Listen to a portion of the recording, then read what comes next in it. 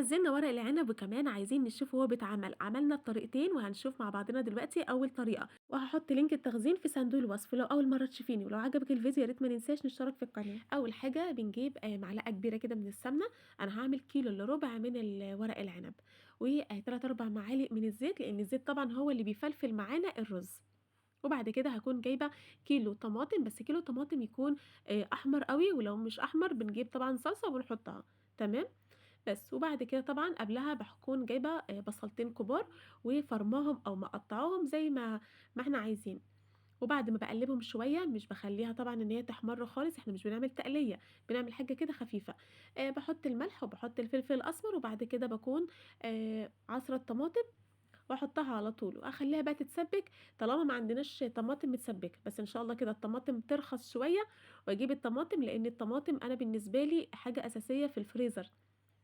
فترخص بس شوية عشان الفترة دي غالية جدًا، وكمان ما بتبقاش الحمرا الحلوة، يعني أنا حطيت معلقة كبيرة من الصلصة هنا علشان خاطر تبقى معانا حمرا، وبعد كده طبعًا بنجيب الخضرة كزبرة وشبت وبقدونس، بصراحة أنا بالنسبة لي المحشي يعني خضرة كتير، باحس إن لمّا باحط خضرة كتير المحشي بيبقى أطعم من الطبيعي كمان، بس وبعد كده بقى بنغسل الرز، حطيت حوالي كيلو من الرز أو يعني أقل بحاجة بسيطة، وبعد كده هنحط التوابل. ملح وشطة وكمون وفلفل أسمر وكزبرة ناشفة، وكمان هنحط شوية من البهارات اللحمة،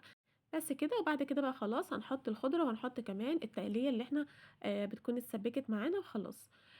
بعد كده بقى بنقلبها كويس بنشوف محتاجين ملح محتاجين توابل والّا لأ، أنا حطيت من التوابل من كل حاجة نُص معلقة كبيرة عادية، لكن الملح هي اللي كانت معلقة كبيرة تمام، وحطيت كمان زي ما إحنا شايفين كده يعني حوالي 4 معالق من الزيت علشان برضه الرز يبقى مفلفل معانا. آخر حاجة أحطها بقى دبس الرمان، دبس الرمان بصراحة للورق العنب يعني بيدّي طعم كده تحفة، وكمان لو دبس الرمان دوّة جبنا كده بعد ما خلّصنا الأكل خالص وحطينا كده من فوق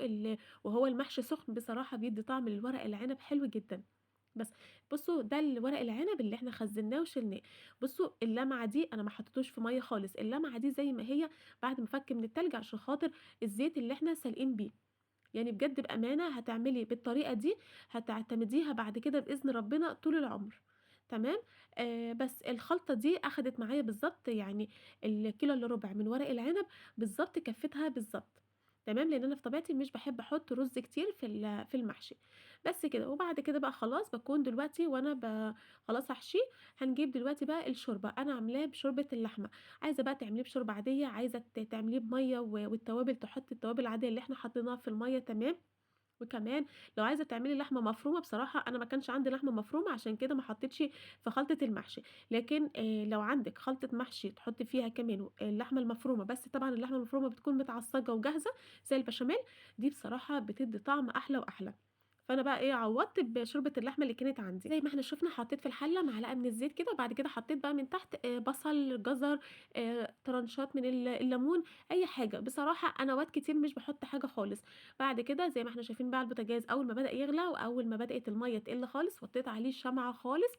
لحد بقى ما خلاص المَيّة اتشربت وكمان هو استوى، وكمان عملت طاجن من ورق العنب بالكوارع وبإذن ربنا مش عارفة بقى هانزّل ده الأول والّا التاني الأول، المهم إن إحنا يا ريت نشترك في القناة ونفعّل الجرس علشان يوصل لنا كل جديد، وبكده خلصت وصفتنا وأتمنى تكون عجبتكم.